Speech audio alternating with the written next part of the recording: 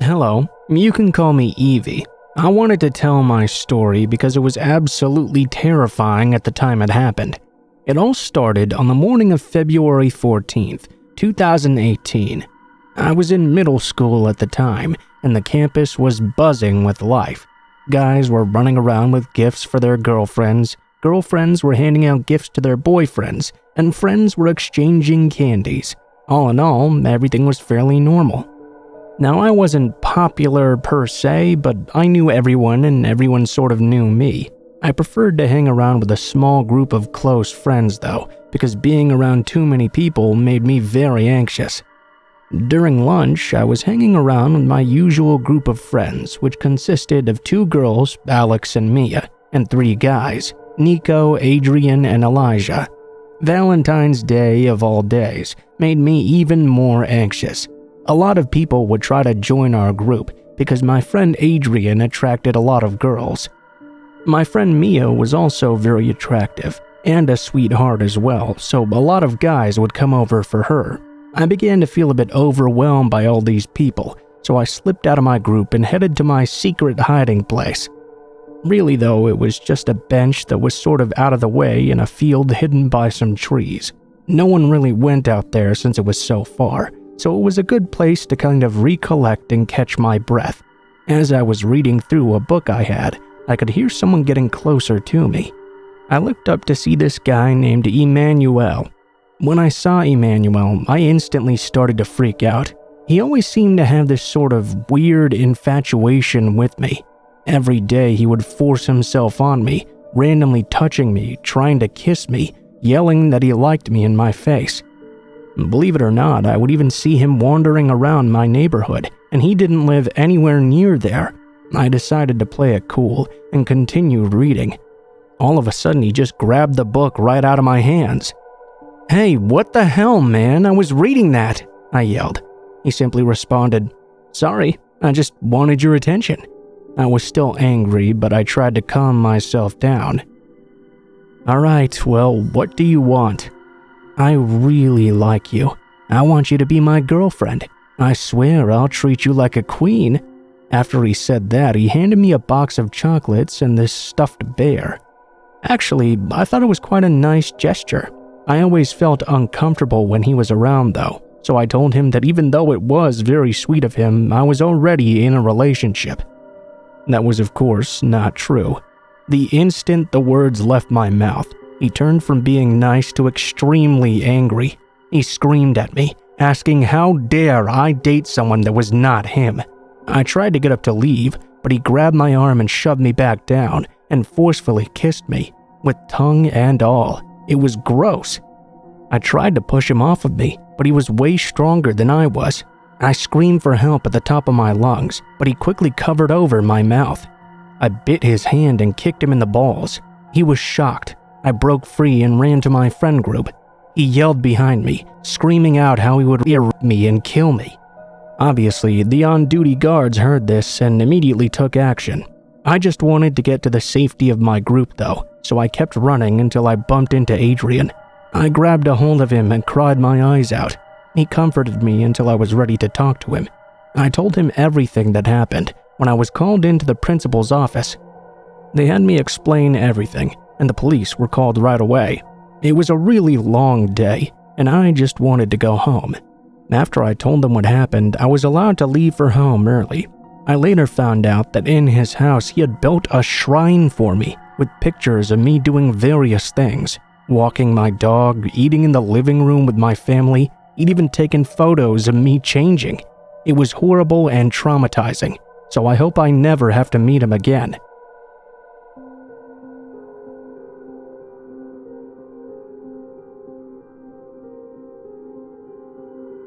So I want to get this out of the way right now. I live in Michigan and not exactly in the nicest area either. There have been multiple occasions which have been caught on video of people either trying to steal my mom's car, 2 generators, or break into the house entirely. It's gone far enough for someone to break into our sunroom before our family's dog scared them off. Now, how is this relevant to the story, you might ask? Well, we recently moved the camera with the motion lights on it to the front fence to watch the cars. It had previously been hooked up on the garage to get a view of the back. The reason for moving it was because we had a small driveway and could only park one car in without things being cramped. The garage itself had 2 motorcycles as well. One was my brother's and one my stepfather's. Because of all this concentrated value, I'd had encounters with these people trying to break in before.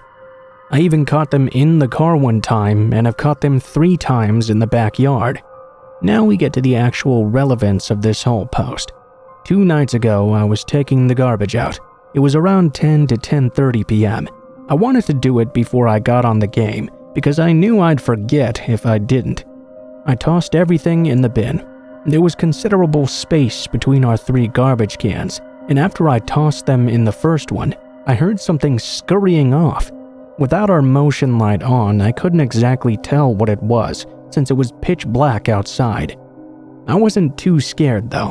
One of our bins had a big hole in it, and because of that, we'd get raccoons coming around all the time. I figured I'd just scared off one of those little guys. Later in the night, around 1:30 a.m., I decided to hang around with my brother for a bit. We went riding around town on the motorcycle and got back about 15 minutes later. He pulled into the driveway, and since we as of now were running off a generator which couldn't power the garage, he told me we'd need to pull the garage hood manually while he backed his work truck up. I began to open it, and he was backing up. The red lights of his truck lit up the backyard a bit. As he was backing up, I began to hear something scurrying around the side of the house again. I quickly turned on my phone flashlight, since this time I actually had it on me. My brother asked me what was wrong. "Oh, nothing. It's probably just a raccoon in the trash." I turned my light on, and boom. There was this, I don't know how to describe it. There was a man, and he was on all 4s, just waiting in the darkness next to our house. That's all I could see before I screamed and started bolting the other way. Now, I have no idea what he was doing there like that, but this guy was massive. My brother was 200 pounds, and he was bigger than him even. Big enough that he'd broken the hinge on our fence. I didn't actually see him do this since it was down the street, but the fence had a padlock. The part that made me the most confused is that after I took off running, I went to investigate the next morning. I looked and there were no tracks or any evidence of the person around. I wanted to post this to see if anyone might have some help as to what I should do. Anyway, it's 3:49 in the morning, and remembering it has me terrified.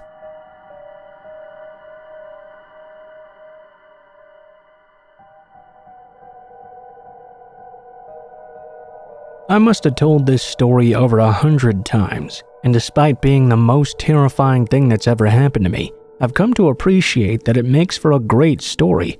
I figured because of this, I'd share it with you all. I should start by saying that I always hated going camping. My parents sent me to summer camp every year in Colorado, which involved at least one camping trip into the woods. Despite the brevity of these trips, I always resented them. The heavy bag, the lack of toilets, the spiders that always found their way into my tent. When I turned 16 and became a camp counselor in training, however, my distaste for the whole experience briefly changed. At that age, we were only a few years older than the oldest campers, but we were given considerable leeway in what we were allowed to do. Most nights we would have to stay in the cabin with our campers, but it was rumored that the camping trip was a time where the counselors in training would get drunk, smoke weed, and hook up with each other after everyone else went to sleep. What I did not know at the time, however, was that the events of this camping trip would dissuade me from ever going camping again. The trip began as any other might. Altogether, there were 30 people on the trip. 4 counselors in training, 4 real counselors, and around 20 or so boys and girls between the ages of 13 and 14, walking in a single file line up and down various trails. You could barely hear the sounds of nature over the conversations and laughter of the campers. Several hours went by, and we made our way through a dense marshy area and up a steep incline populated with evergreens and aspens. I was not the most athletic person, so it was at around this point that I found myself stumbling to the back of the line, with one of the other counselors in training, Jordan, as well as 2 other campers who were really struggling to keep up. The 4 of us started chatting, and in our distracted state, we began to fall more and more behind the rest of the campers. Eventually, the last of them faded out of view around a bend about 50 feet up the way. Unconcerned, we kept walking at the same slow pace, but after 30 minutes or so, the trail started to level off, and I began to feel increasingly anxious. Not only had the rest of the group completely disappeared ahead of us, but we had entered a stretch of completely dead evergreens, half of which looked scorched by a wildfire, and the other half which appeared to have been killed by a disease of some sort. The eeriness of this landscape was punctuated by a small derelict cabin sitting in the middle of this scorched forest. It was seemingly untouched by the fire that had spread through the area. We were so enraptured by this scene that one of the campers screamed when a twig broke behind us. Jordan and I started laughing a bit, but we quickly stopped when we turned around to look at where the sound had come from. Not 20 feet behind us, there was a haggard-looking man with a messy nest of black hair and a big, thick beard. He was slowly making his way up the trail with his eyes locked to us. He didn't appear to have any supplies on him, and we had no idea how long he'd been walking behind us. Being young, we were naturally freaked out. Jordan managed to give the guy a wave before saying to the rest of us, "Come on, let's go and get back with the rest of the group." As we turned to continue our way up the path, the man mumbled a question that was hard to hear. I was shocked when Jordan turned around to ask the man to repeat himself. "Going camping?" Jordan answered the man. "Yeah, we're going with a group." The man smiled before stating in a creepy and ominous voice, "Well, you better be careful." We nodded and gave a half-hearted thank you before continuing on to try and find the rest of the group, this time at a much faster pace. Although the man had been walking up the same trail as us when we saw him, he didn't continue. He stood there in the center, watching us as we made our way up the winding path, and eventually disappeared from his view. Finally, we managed to catch up with the rest of the group. They had all been waiting up ahead for us. We told the adult counselors about our interaction with the man. They just shrugged it off, telling us the guy probably lived in that cabin and wanted to know what we were doing on his property. Still, I felt unnerved by the encounter, and when we finally arrived at the campsite, I couldn't shake the feeling that the man had somehow followed us. Eventually, I did put it out of my mind and managed to start enjoying myself a bit. Everyone else had gone to bed at some point, and Jordan and the other counselors in training from the boys' cabin brought 2 warm Mike's Harders that they had stolen from the counselors' quarters. I took out a joint I had stashed away for this exact occasion. To avoid getting into trouble, we hiked out into the woods to smoke the joint together. We made our way to the edge of the river, where we washed our pots and pans earlier in the day. The spot was eerily silent, and suddenly the thought of the man from earlier popped into my head. I guess they assumed I was cold and not anxious, because Jordan handed me his blue hoodie, and this prompted one of the other girls to suggest we switch tents for the night so I could sleep in the same tent with him, and she could sleep in the same tent as the other boy. I had no problem with this really, and after smoking the joint, we made our way back. The tents were pitched slightly away from the others, and we discreetly sipped on the Mike's Harders while telling scary camping stories. Some time passed by. One of the boys was in the middle of telling a rather confused story he was clearly making up on the spot when he suddenly stopped altogether. In the silence, we could hear what sounded like footsteps crunching on pine needles about 40 feet away. It was near one of the other campers' tents. As we strained to focus on what was going on, the noises stopped. We assumed it was just one of the campers getting up to go to the bathroom. Being stoned and hopped up from the scary stories, we decided to call it a night and go hide away in our tents. We awkwardly made it out of there before eventually going to sleep. I don't know what time it was, but it must have been quite late when I suddenly woke up to the distinct sounds of footsteps walking around my tent. Shot up with adrenaline, I tried to lay as still as possible and quiet my breathing down. From the noises, it was apparent someone was less than 3 feet away from the front of my tent, seemingly pacing back and forth. I turned to wake up Jordan. I felt a bit more relieved when I saw he wasn't next to me. I was assuming Jordan must be the one I was hearing. I closed my eyes, and just as I was beginning to drift back up to sleep, I heard the tent unzip. I felt Jordan lie down next to me, and after a few moments he wrapped his arms around me and began to spoon me. I realized I had to go to the bathroom. I muttered something about having to go before beginning to unzip my sleeping bag. Seemingly annoyed by the noise, Jordan lazily turned over, pulling his hoodie up over his head before going still again. Quietly, as to not wake him, I unzipped the tent and quickly scanned the campsite for any movement.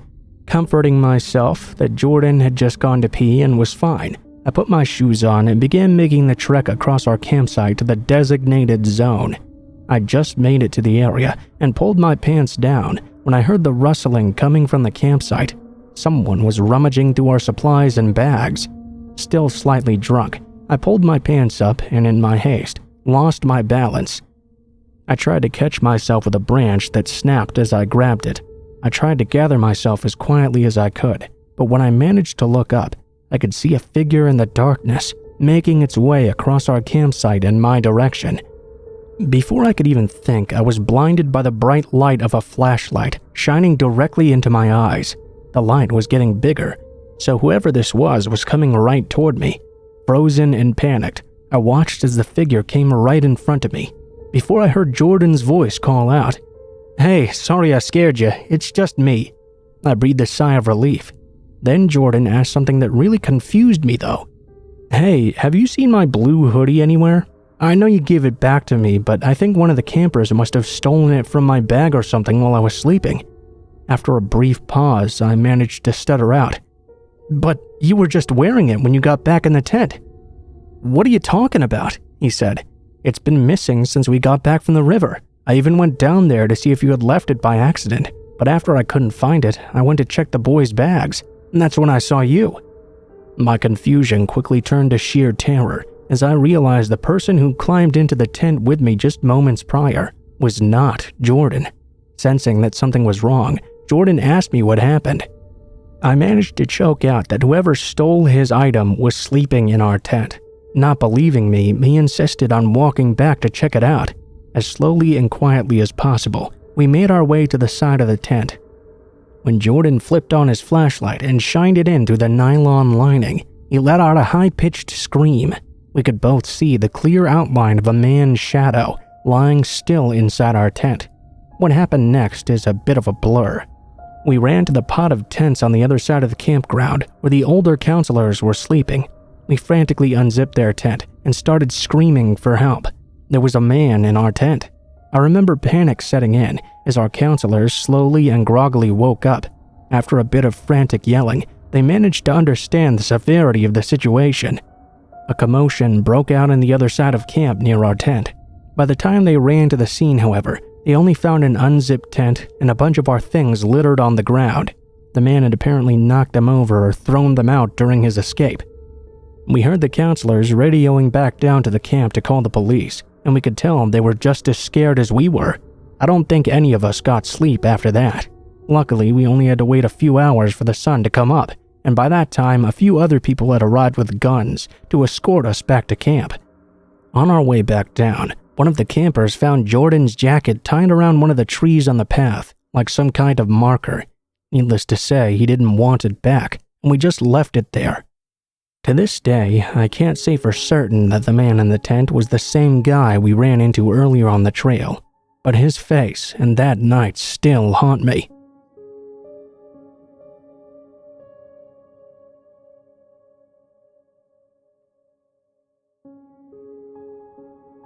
When I was younger and just got into online college, I got my first apartment. I had 3 jobs and one was third shift. I was more than ready for independence. While I had a great time there, I did have one problem: my new downstairs neighbor. So the other tenants were a bit older than I am, with one of them even being an old man who'd lived there for 20 years. The other was a middle-aged woman with a small kid, probably been there for 3 or 4 years. Then there was an empty apartment downstairs. I kept to myself and never really spoke to any of them before I noticed that there had been a new move-in, a man that seemed closer to my age, perhaps a tiny bit older. He had black, greasy hair and was a little bit overweight. but my experience living here with people seemed very nice. I was happy to have another neighbor to say hello to. That possibility turned sour quite quickly. I said a casual hello, which turned into "that trash stinks" remarks from him when I was taking out the trash, and snide remarks under his breath when I'd done nothing wrong. He even remarked on my sister's lack of a bra when she came to visit me. Naturally, I was annoyed that he had to comment on anyone and everything, especially on my sister. I told the landlord about him, but nothing came of it, of course. One day when I was asleep, someone came banging on my door. I had no idea who it could be. I was alone, and I never expected a knock that wasn't planned. It was that annoying neighbor saying I was being too loud and I needed to stop harassing him. I explained through the door that I was asleep and was not making any noise at all. He stomped down the stairs, all while screaming that I was a dumb bitch. My heart felt like it was beating out of my chest. I went back to bed, only to hear him stomp back up the stairs and start slamming on my door. When I asked him what was wrong with him, he kept saying I was harassing him. He was calling the cops because I was making too much noise. There was no way I could possibly be making any noise loud enough for him to hear. He was on the other side of the building. He stormed off, cursing and calling me a bitch yet again. I told the landlord that he was now becoming hostile, that I didn't feel comfortable with him around. He told me he would look into it, and I didn't hear anything again for a week. It turned out it was his neighbor hitting the floor with a stick because the rude neighbor next to them was playing their music too loud or something. He should have known that, as I was on the complete other side, but it was like he just wanted an excuse to come bother me. The following months it got even worse. One day I walked out in a snowsuit so I could play around in the snow. He made fun of me about how unnecessary it was. There was 3 feet of snow out. I forgot what I said in response. Something like it was not any of his business. He said "fuck you" and told me he was gonna kill me. I walked off to go play in the snow. At least that gave me a bit of enjoyment after our earlier interaction. I went back home to get ready for work. The snow got even worse, and I had just come back from my night shift. I saw him sitting alone in the parking lot, with his car on and all the windows up. I was on high alert. I walked around and up the alley to my apartment. The second I closed the door to the upstairs, I heard loud wall-shaking music begin blasting. Of course, he was doing this at 3 a.m. I was surprised and confused what his reasoning could possibly be, especially since he'd been bothering me about harassing him before. He blasted this until 8 o'clock in the morning. Soon it started getting more serious, confronting me in the hallway, constantly blasting huge loud music at me. The police knocking at our doors asking us about the noise disturbances. There was now a mutual hatred amongst all the other neighbors at this asshole who kept acting up. Another time, I'd just gotten back from my night shift and it was 3 a.m. yet again. I was dragging my tired feet over to the mailboxes that were right inside the townhouse door. As I'm searching through my ads and letters, his door opens at the top of the stairs. My stomach tightened, hoping I wouldn't have to interact with him. I began to feel very unsettled when he started speaking to me, but all his words were coming out unintelligibly. He began gurgling and mumbling something to himself. He kept repeating these weird sounds and appeared to be getting more aggressive. I felt something was really wrong here. I started to swiftly walk around and out the door, heading back to my car. I thought I'd rather sleep in my car than be attacked in the hallway in front of my apartment. Just as I was having the thought, I heard the window above slam open. I froze and stopped just before the edge of the corner so I was still out of sight. He was staring out his window, seemingly searching all over for me. I stood there for a moment, watching him. He was yelling insane gibberish. I thought to myself it was my chance to sneak upstairs. If he was looking out the window, he wouldn't see me pass by his door and into my place.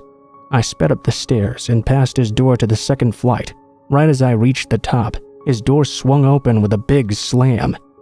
I heard that he'd begun to follow behind me. My heart was beating out of my ribcage. I was walking, fishing my keys out of my bag. Like a classic horror movie, I kept fumbling looking for the correct one. The hallway was completely dark, and I could hear him right behind me. Mentally, I told myself not to panic. I spotted the correct key and slid it into the keyhole on the first go. I swung the door open and launched myself inside before slamming it shut behind me. I paused and held my breath. I could hear him standing against my door, muttering gibberish into it and calling me all sorts of names. I heard him stumble back downstairs and out the building. I watched him through a crack in my window blind, pacing back and forth, muttering, cursing, and at one point screaming, before walking off into the night. A little bit of relief as I headed to bed, hoping he wouldn't come back to bother me. The next day, I got a text from the landlord. He said the guy was arrested and wouldn't be coming back. Seems he was off his meds again or something. Of course, I raised an eyebrow to that comment. Now you tell me? I followed a link my landlord had sent me, which showed a mugshot and a description of his nightly activity, including stealing, threatening cops to shoot them, and even punching one of them. I never did see him again, just his family coming in and moving his stuff out. That was a pretty scary time for me.